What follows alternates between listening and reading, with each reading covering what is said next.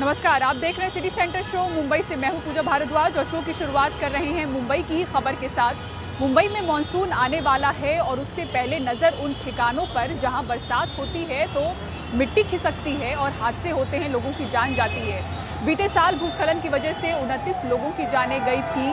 इस साल बीएमसी की क्या तैयारियां हैं? 72 ऐसे ठिकाने हैं जहां भूस्खलन का खतरा है। ऐसे में सुरक्षा उपाय क्या हो रहे हैं या नागरिकों को उनके हाल पर छोड़ दिया गया है? सुनील सिंह अपनी इस ग्राउंड रिपोर्ट में बता रहे हैं। मुंबई में इस तरह की पहाड़ियों पर घर बनाकर रह रहे लोगों पर बारिश किसी खतरे की तरह मंडराती है। न जाने कब पहाड़ी पर से चट्टानें खिसके और जाने क्या क्या जमींदोज हो जाए। पिछले साल बारिश में चेंबूर और विक्रोली में हुए हादसे में 29 लोगों की जान चली गई थी। इस साल बीएमसी ने ऐसे 72 स्थानों को चिन्हित किया है जहां चट्टानें खिसककर मौत का सबब बन सकती हैं। बीएमसी का दावा है कि उसने सुरक्षा उपायों के साथ लोगों में जागरूकता अभियान भी शुरू किया है। हमारे पास जो भी डिजास्टर मैनेजमेंट से जो भी हाई रिस्क एरियाज आए थे, डीपीसी से हो या अर्बन डेवलपमेंट डिपार्टमेंट से हो, हमने जितना फंड था उतना पीडब्ल्यूडी को दिया हुआ है। वर्क ऑर्डर्स निकले हुए हैं, काम शुरू हुआ है।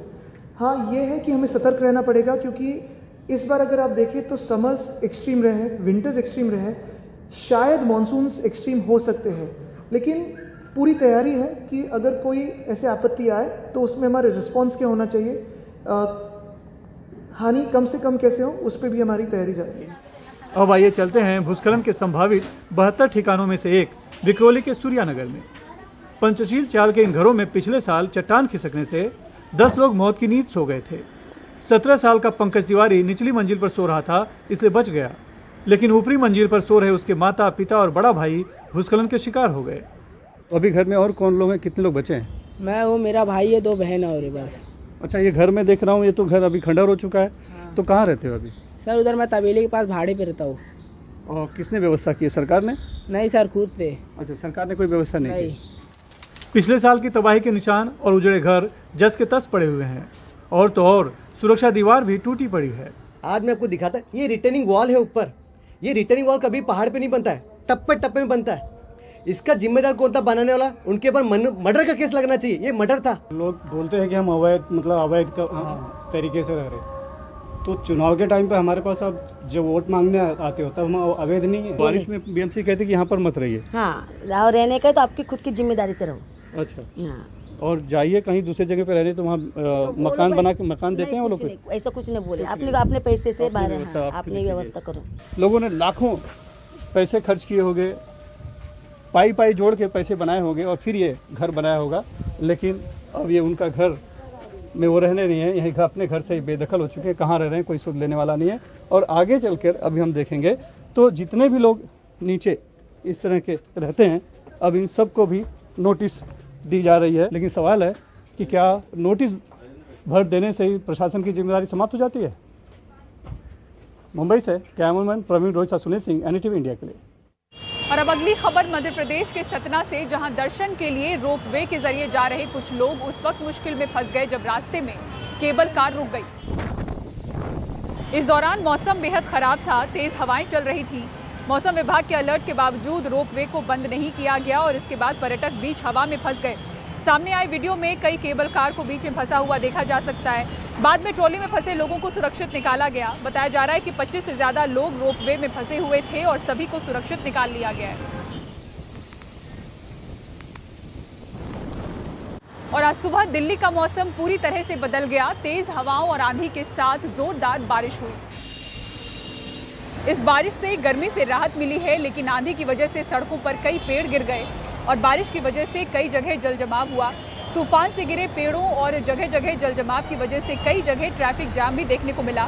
तूफानी हवाओं की वजह से आज हवाई यातायात भी बाधित हुई। कई विमानों की लैंडिंग में देरी हुई तो कई विमानों के रूट डाइवर्ट किए गए। और अब खबर उत्तर प्रदेश के अलीगढ़ से, जहां 70 दलित परिवारों ने अपने घर के बाहर मकान बिकाऊ है के पोस्टर लगाए हैं। दरअसल बताया जा रहा है कि यहां पर दलित लोग बिल्डर से तंग आ चुके हैं। क्या है पूरा मामला, सौरभ शुक्ला और अदनान खान अपनी इस रिपोर्ट में बता रहे हैं। ये तस्वीर नए भारत के अलीगढ़ शहर की है, जहां कुछ अनुसूचित जाति के परिवारों ने अपने घरों के आगे पोस्टर लगा रखे हैं, जिनमें साफ लिखा है, मकान बिकाऊ हैं, हम दलित उत्पीड़न से परेशान हैं। मामला अलीगढ़ की सांगवान हाउसिंग सोसाइटी का है। पिछले महीने अंबेडकर जयंती के उपलक्ष्य में कॉलोनी में लोग पार्क में एक भंडारा करने जा रहे थे, लेकिन सोसाइटी ने भंडारा नहीं होने दिया और पार्क में पानी भर दिया। यही वजह है कि अब यहां के अनुसूचित जाति के परिवार सोसाइटी छोड़कर जाना चाहते हैं। आज आज़ादी के इतने साल बाद भी यदि हमें अपने धर्म का पालन करने के लिए, अपने आराध्य की स्तुति करने के लिए भी आज़ादी नहीं हो, तो ऐसी सोसाइटी में हम बैठ के क्या करें। हम आज कहने को उन्नत हो गए हैं, देश यहाँ पहुँच गया, वहाँ पहुँच गया, लंबी चौड़ी बातें हो रही हैं, लेकिन वास्तव में क्या है। जब खबर स्थानीय अखबारों में छपी तो पुलिस की नींद टूटी। अब पूरे मामले को बातचीत करके सुलझाने की कोशिश की जा रही है। मौके पर पुलिस और प्रशासन की टीम पहुंची है और दोनों पक्षों से वार्ता कर समस्या जानकारी की जा रही है तथा उसका निराकरण का प्रयास किया जा रहा है। मौके पे शांति व्यवस्था कायम है तथा किसी प्रकार की कोई बात अभी नहीं है। इसका शीघ्र ही जांच करके इसका निस्तारण किया जाएगा। वहीं सांगवान सोसाइटी का कहना है कि उन्होंने कभी अंबेडकर जयंती का कार्यक्रम होने से नहीं रोका। ये लोग बेवजह बात का बतंगड़ बना रहे हैं। संविधान के रचयिता B.R. अम्बेडकर की जयंती मुख्यमंत्री से लेकर के प्रधानमंत्री तक मनाते हैं, और वो भी उस देश में अंबेडकर जी की जयंती मनाने से रोका जा रहा है जिस देश के राष्ट्रपति रामनाथ कोविंद ही अनुसूचित जाति से आते हों। तस्वीर साफ है कि एक समाज के तौर पर हमें अभी और फासला तय करना है। अलीगढ़ में सहयोगी अदनान खान के साथ सौरभ शुक्ला, NDTV इंडिया। और अब कर्नाटक में भी 2 मस्जिदों के अंदर मंदिर होने की बात कही जा रही है। दिलचस्प बात यह है कि एक मस्जिद के अंदर मंदिर का पता लगाने के लिए 25 मई को विशेष पूजा रखी गई है। वहीं टीपू सुल्तान के एक मस्जिद में हनुमान मंदिर होने की बात कही जा रही है। निहाल किदवई की रिपोर्ट देखिए। मैंगलोर के बाहर मलाली की जुमा मस्जिद की मरम्मत का काम रोक दिया गया है। विश्व हिंदू परिषद के मुताबिक यहाँ कुछ जगहों पर मंदिर जैसी बनावट दिखती है।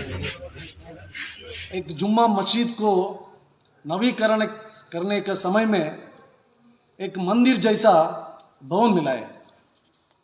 वो भवन का शैली और भवन का स्ट्रक्चर और भवन में मिल गया एक खम्भ, उसको देखने के बाद पता चलता है वो एक प्राचीन हिंदू मंदिर है। हंगामा खड़ा हुआ और मामला अदालत तक जा पहुंचा।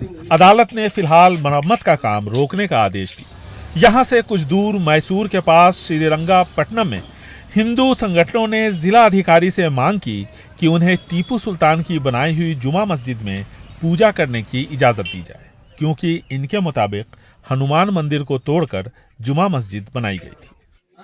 बिफोर कंस्ट्रक्शन दैट मस्जिद का निर्माण पूर्णिया पंडित की देखरेख में हुआ और हिंदू इस्लामिक आर्किटेक्चर की यह मस्जिद एक मिसाल है और इसलिए इसमें कहीं कहीं देवी देवता भी आपको मिलेंगे।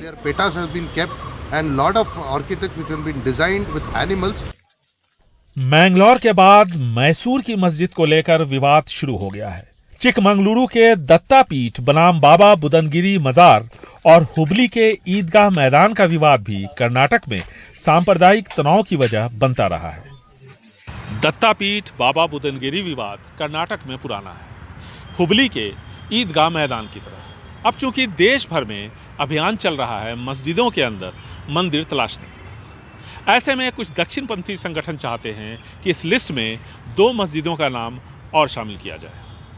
इससे सांप्रदायिक ध्रुवीकरण बन गया है धार्मिक उन्माद के साथ। बेंगलुरु से कैमरामैन गोविंद मूर्ति के साथ निहाल किदवई, NDTV इंडिया। और राजधानी दिल्ली में आखिरकार इलेक्ट्रिक बसों की एंट्री होने जा रही है। कल DTC के बेड़े में 150 इलेक्ट्रिक बसें शामिल हो रही हैं। 2 से 4 महीने तक इनका ट्रायल हुआ है, जिसके बाद दिल्ली की सड़कों पर इसे उतारने का फैसला लिया गया है। कैसी है ये बसें, इस रिपोर्ट में देखिए। अब दिल्ली वाले भी इलेक्ट्रिक बसों में यात्रा कर सकेंगे। दिल्ली परिवहन निगम यानी DTC के बेड़े में मंगलवार को 150 इलेक्ट्रिक बस शामिल होने जा रही हैं। 2010 के बाद DTC के बेड़े में ये पहली एंट्री होगी। इलेक्ट्रिक बसें फुल्ली AC हैं। बस के अंदर की गतिविधि पर नजर रखने के लिए CCTV कैमरा लगा हुआ है। आपात स्थिति के लिए पैनिक बटन या इमरजेंसी बटन लगे हैं। ज़्यादा भीड़ होने पर बस रोकने का संदेश देने के लिए ये स्टॉप बटन भी लगे हैं। एक और वो बता रहे थे कि जो स्टॉप वाला बटन है कि वो जब स्टॉप कोई दबा देगा तो IVR चलता है इसमें। हाँ जी, एक बार दबा के देखें जरा। हाँ जी, देखो ये देखिए, एक बार मैं दबाता हूँ पीछे से। ये स्टॉप बटन हमने दबाया। Please stop the bus. ठीक है, इस तरह का दबाने से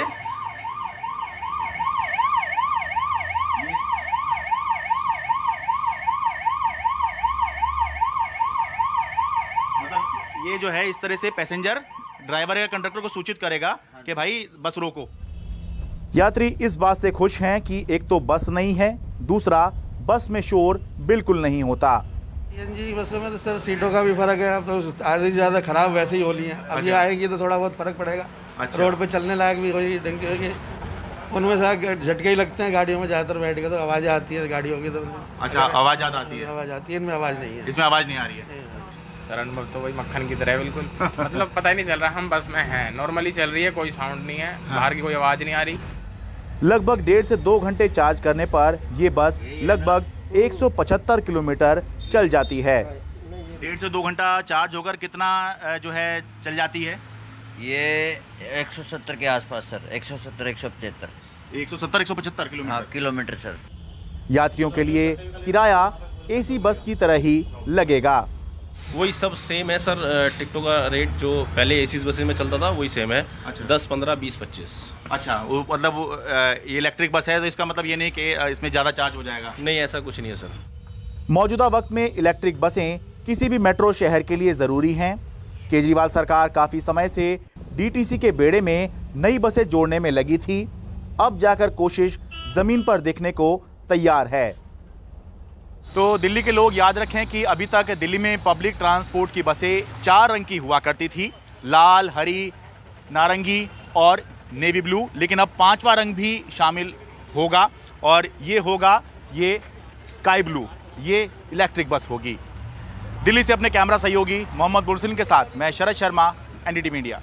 और इसी के साथ सिटी सेंटर शो में रुक रहे हैं एक ब्रेक के लिए। ब्रेक के बाद दिखाएंगे आपको मुंबई में बसने वाले ऐसे परिवारों की कहानी जो कि अब शिक्षा को जरूरी विकल्प नहीं मानते। आखिर क्यों? पूरी रिपोर्ट एक ब्रेक के बाद। देखते रहिए सिटी सेंटर शो।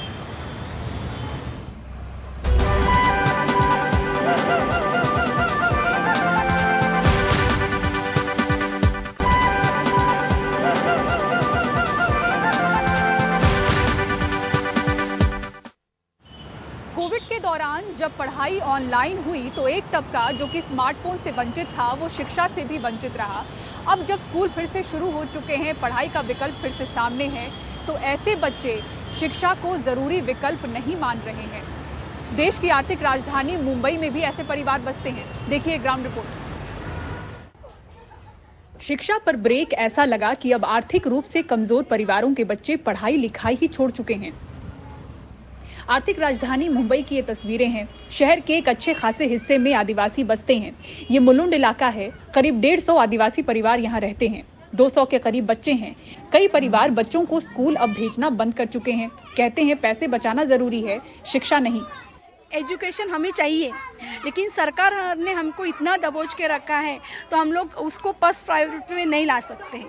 तो हमारी फर्स्ट प्रायोरिटी कि हमारे घर बचेंगे तो हम बच्चों को एजुकेशन अच्छा दे पाएंगे। जो भाड़े के लिए पैसे लगते हैं वो कहाँ से देंगे? एक यानी कि जाने का 70 रुपया, आने का 70 रुपया। तो माँ बाप 100 रुपये की कमाई करेंगे तो 70 रुपया भाड़ा कहाँ से निकालेंगे? मेरे को एक लड़का एक लड़की है। वो तो स्कूल जाता नहीं क्योंकि 3 साल से लॉकडाउन से हो गया, उसका स्कूल भी छूट गया है। वो तो जाने के लिए मानता ही नहीं क्योंकि स्कूल भांडुप में है। भांडुप में जैसा रोज का गाड़ी भाड़ा हो गया तो ये हम लोग से नहीं हो सकता क्योंकि रोज का पैसा मतलब देना बोले तो बहुत मुश्किल होता है। मेरा बड़ा लड़का है, वो 12वीं में था, लेकिन उसको गए साल एडमिशन नहीं मिला। किधर भी नहीं मिला उसको, वो भी घर पे गए साल। उसको बैप लेने का था। बैप क्या है मेरे को मालूम नहीं, मैं 7वीं पढ़ी हूँ। बैप लेना था लेकिन उसको बीकॉम भी नहीं मिला, तो उसको आगे पढ़ने का है। स्कूल में जाना चाहते थे पर पैसा, अभी ये ताड़ बोला सब्जी यही बेच के मतलब रोज का कमाई 120 रुपया 110 रुपया जितना आया उतना 4 बच्चों को लेके इतना खाना पीना बच्चों को तो लगता है अभी बच्चे बड़े हो गए तो खाना तो लगता ही है, तो उसमें ही उतना रोज का 100 रुपया है तो रोज का 90 रुपया तो घर पे ही 10 रुपये बचेंगे तो पढ़ाई कहाँ से करेंगे। कुमुद मिश्रा मुंबई के एक बड़े कॉलेज में फिजिक्स की शिक्षिका हैं। अकेले ऐसे बच्चों को पढ़ाने का जिम्मा उठाती हैं, लेकिन कहती हैं कि ये बच्चे और परिवार इन्हें देखकर ही भागते हैं। कोविड के बाद में पेरेंट्स में एक फीलिंग आ गई है कि पढ़ाई लिखाई की कोई ज़रूरत नहीं है, हमको पैसे बचा के रखने। कुछ फैमिलीज, कुछ पेरेंट्स के अगर मैं उनको अप्रोच भी करना चाहूँ तो बिल्कुल भागते हैं, क्योंकि उनको पता है कि ये बैठेगी हमारे साथ तो कन्विंस कर लेगी, पर मुझे मालूम है कि टाइम के साथ 100% मैं कन्विंस कर लूँगी। कच्चे मकान हैं, बिजली नहीं, गैस सिलेंडर है पर खाली। कोविड के बाद कईयों की नौकरी गई, परिवार तबाह हुए। अब ऐसे परिवारों के सामने सिर्फ पेट भरने की समस्या बड़ी है, बच्चों की शिक्षा इनके लिए अब जरूरी नहीं। मुंबई से कैमरामैन धनेश के साथ पूजा भारद्वाज, NDTV इंडिया।